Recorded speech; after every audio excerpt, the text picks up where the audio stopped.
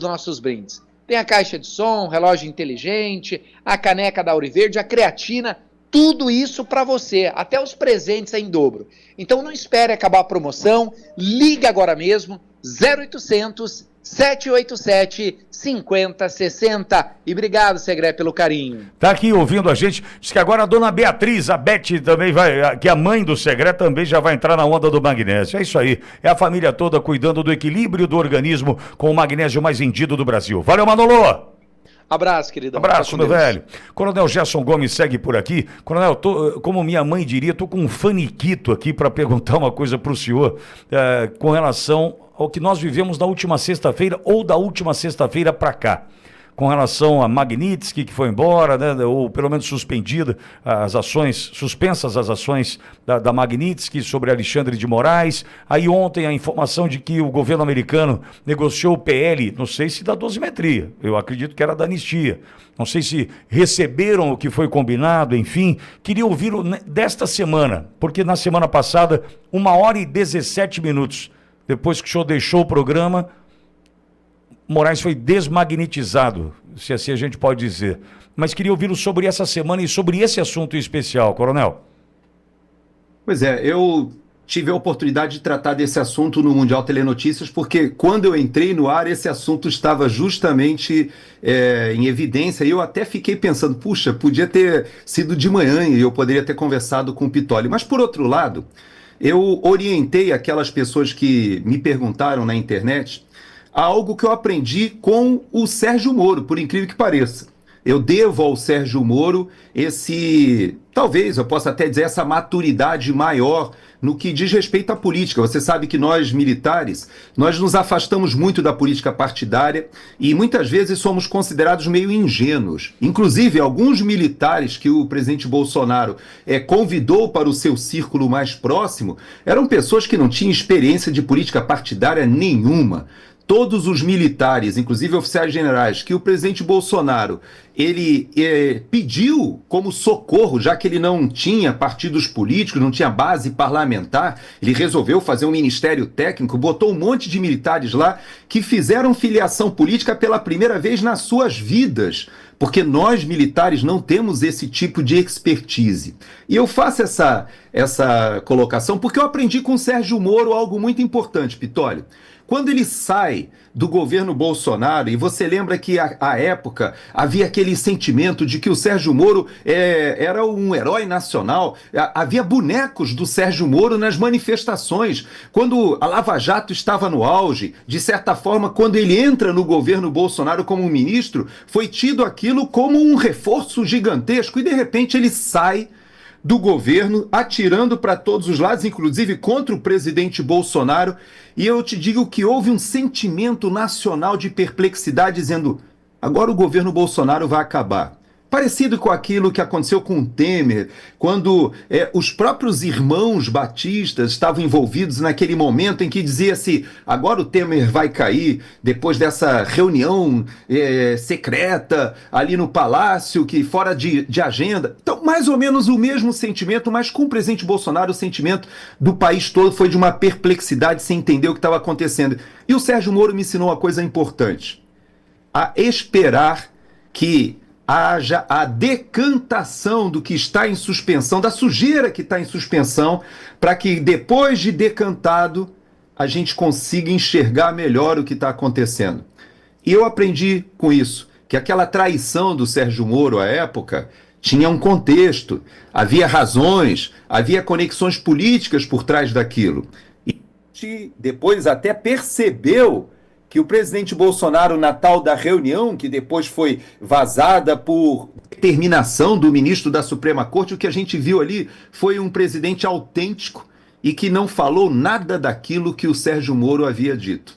Então, digo para você, Pitoli, que em relação à questão da Magnitsky, é muito cedo para a gente entender por uma razão simples. A contrapartida do governo brasileiro está sob sigilo, a gente não sabe o que é. É possível sim que o governo americano esteja interferindo. Há muitas notícias acontecendo, muitos boatos, e que eu prefiro não trabalhar com esses boatos, mas que dizem que a negociação não passou nem perto das questões econômicas, não foi tratada nem, inclusive, com o representante do Departamento de Comércio, não foi tratada nem com o Departamento do Tesouro, porque o próprio Scott Bessent, naquela mesma semana, respondendo a parlamentares que já sabiam que havia essa tratativa acontecendo ali nos bastidores, queriam saber, e o próprio Scott Bessent explicou por que o ministro Alexandre de Moraes estava sancionado como violador de direitos humanos. Então, essa decisão, Pitoli, ela tem contrapartidas que nós não conhecemos. Muita gente diz que o nome do presidente Bolsonaro está ligado a essas contrapartidas. A questão da distensão da perseguição política, inclusive o próprio ministro Alexandre de Moraes, porque a exigência do governo Lula, eu não sei exatamente o porquê que o governo Lula se agarra tanto à pessoa do ministro Alexandre de Moraes. Não sei, é um CPF importante, talvez haja dívidas ou talvez hajam acordos, haja vista que alguns anos atrás o PT era contra a entrada do Alexandre de Moraes no STF, inclusive o acusando de conexões com o PCC. Quem fez essas acusações foi o Partido dos Trabalhadores, me lembro do Lindbergh e tantos outros, se colocando contra o ministro Alexandre de Moraes. Eu me lembro do Gilmar Mendes acusando o PT de ter dinheiro no exterior recebido dessas empresas agora que voltam ao governo, dos irmãos batistas e tantas outras articulações, o Gilmar Mendes dizendo que aquilo ali era uma cleptocracia. E de repente a gente vê o Alckmin, que dizia que Lula eleito seria o retorno da quadrilha ao local do crime, ao ambiente do crime, à cena do crime, todos juntos. Então, isso não é normal, viu, Pitoli? Essas articulações que estão acontecendo e o que foi tratado com o governo americano, nesse momento em que ele está com a sua política externa voltada para a América Latina, e realmente a gente vê resultados. Eu vi essa semana o presidente Trump celebrando a eleição no Chile, celebrando a eleição em Honduras. Você veja que há um cuidado do secretário de Estado quando você bloqueia esses petroleiros agora da Venezuela. Na verdade, você está sufocando a própria estrutura de Cuba. Hoje já há manifestações em Cuba, a população não aguenta mais o sofrimento. Tudo isso está conectado. E o Brasil? Todos nós sabemos que o Marco Rubio conhece o Lula desde o tempo que ele iniciou os trabalhos do Foro de São Paulo a quatro mãos com Fidel Castro. Talvez Lula seja um dos poucos ainda vivos, porque Castro já morreu, Chávez já morreu, Mujica já morreu. Hoje, quem está assistindo essa nova estrutura, o realinhamento geopolítico na América do Sul, talvez Lula seja o último desses dinossauros daquela época. E o Marco Rubio sabe disso. Então eu digo para você, Pitoli, que eu não me precipito.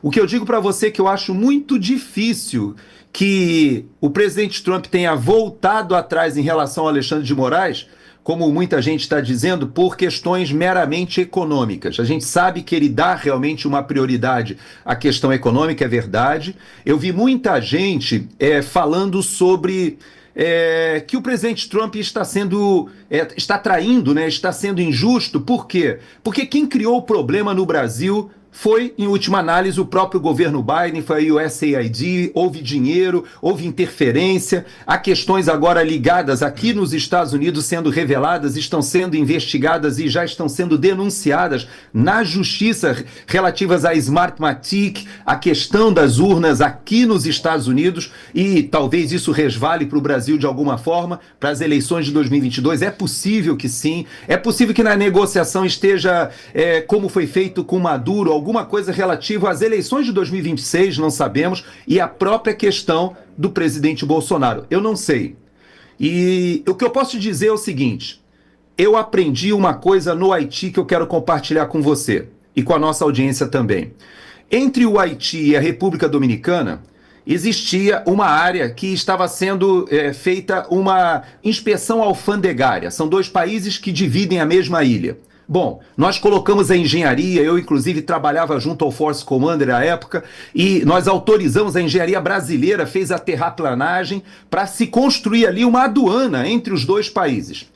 E aquilo foi feito, o Canadá doou todos os equipamentos, os computadores, o prédio foi construído e aquela aduana nunca entrou em operação. E eu um dia fui conversar com pessoas do governo haitiano e pessoas, empresários inclusive, na verdade nem eram do governo, eram empresários ligados a um dos ministros do governo.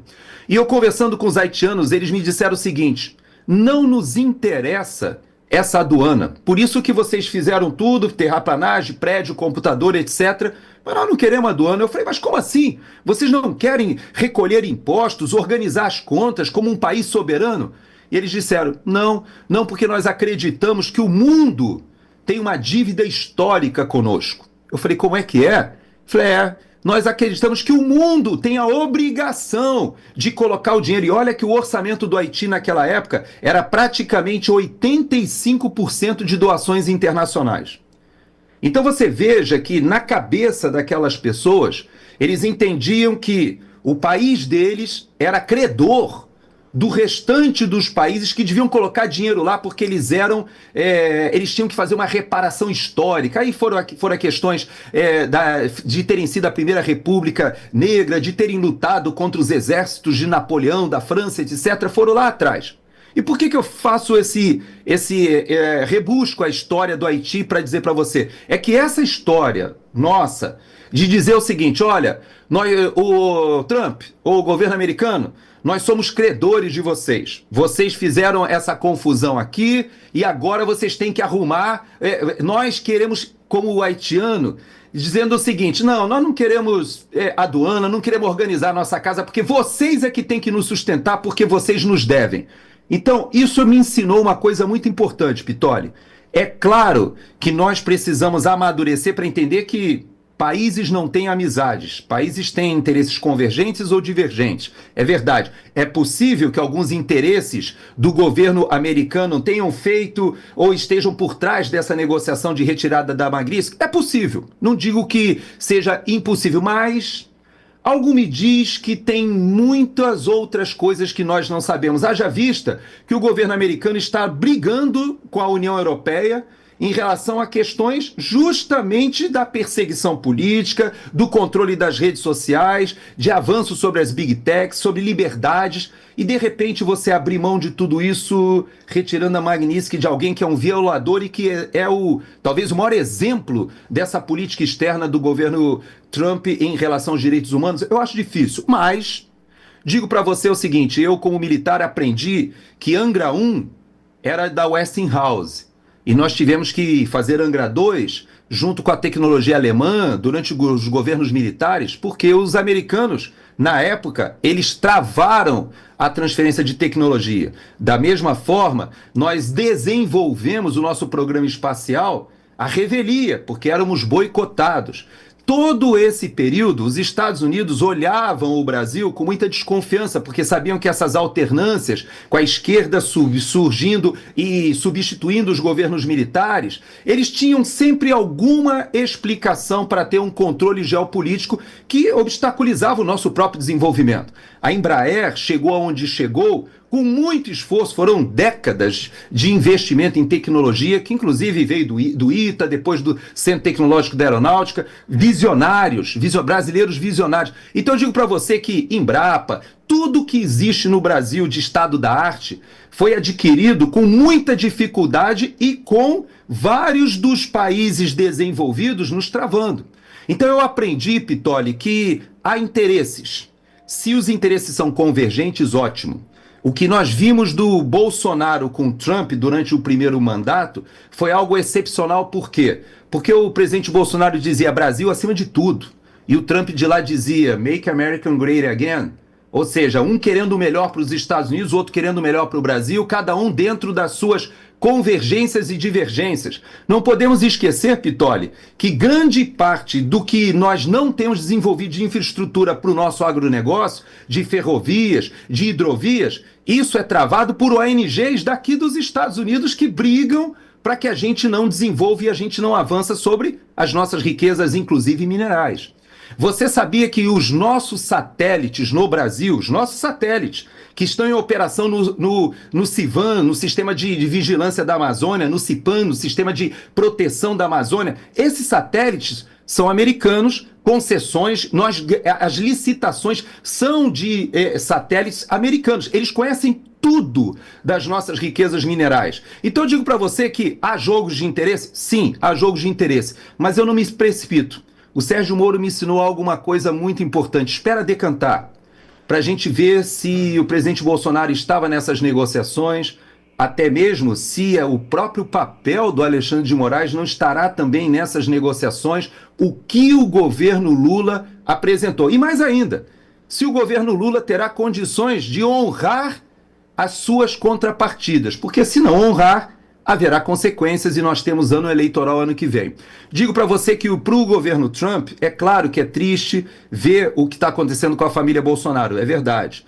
Tem o Eduardo aqui, agora tem o Ramagem aqui também, que é importante, são dados importantes que estão sendo trocados, e eu creio que eles têm uma visão para 2026 e 2027, já prevendo que o Brasil também fará a sua inflexão à direita ou se aproximando da esfera de influência dos Estados Unidos, como está acontecendo com a América do Sul inteira. Acredito, inclusive, que Colômbia e Venezuela farão essa inflexão antes do Brasil, antes da nossa eleição de outubro. Mas tudo leva a crer que no planejamento estratégico dos Estados Unidos, essa operação visa, na minha percepção, transformar a América do Sul em um ambiente de influência dos Estados Unidos e tornando esse ambiente pelo menos mais difícil, não hermético, mas mais difícil a influência do Irã, da China, da Rússia, dos atores, dos adversários geopolíticos dos Estados Unidos. E nós estamos nessa briga. Nós estamos inseridos nesse contexto e é isso que eu tenho a te dizer. Sérgio Moro me ensinou, Pitoli. Espera decantar para a gente poder entender um pouquinho melhor. Coronel, para o senhor, para a Daia, para toda a família do senhor, um Natal abençoado. Obrigado por passar esse ano aqui conosco, dando essa aula, né, semanalmente, para a nossa audiência que gosta tanto, que o prestigia tanto, né, que tem tanto carinho pelo senhor. Muito obrigado e um Natal abençoado, Coronel. Para você também, Pitoli, eu vi você falando que fará o programa aí de uma forma meio remota, né? Da mesma forma, eu digo para você que para a audiência da Auriverde eu sempre vou arrumar uma maneira da gente estar junto, da gente estar conversando. Então, se Deus quiser, a gente na semana que vem estar junto, esteja onde eu estiver, eu quero estar pelo menos tendo a oportunidade de conversar com você. Um Feliz Natal para você, para toda a nossa audiência que eu prezo tanto e digo para vocês, sofro daqui dos Estados Unidos o que nós estamos sofrendo com vocês, mas olho para o sofrimento dos bolivianos, olho para o sofrimento dos venezuelanos, olho para o sofrimento dos colombianos e vejo que eles estão brigando para achar a saída deles. E nós temos que achar a nossa, Pitoli. É o nosso dever de casa. Exatamente. Coronel, obrigado mais uma vez. Um abraço. Coronel Gerson Gomes conosco, quem está também passando por aqui, aliás, mostramos há pouco um vídeo dele ao lado do pai, do querido seu Hugo, é Gustavo Segré. Segré falando sobre essa operação de hoje, Galho Fraco, Sóstenes, Jordi, e Segré se posicionando, né, com relação a esse assunto. Quero ouvir a participação desse querido, desse gigante, que está no Instagram, no perfil segré.gustavo e no X, no perfil Segré Gustavo. E passando por aqui também. Fala, Segré. Olá, Pitoli.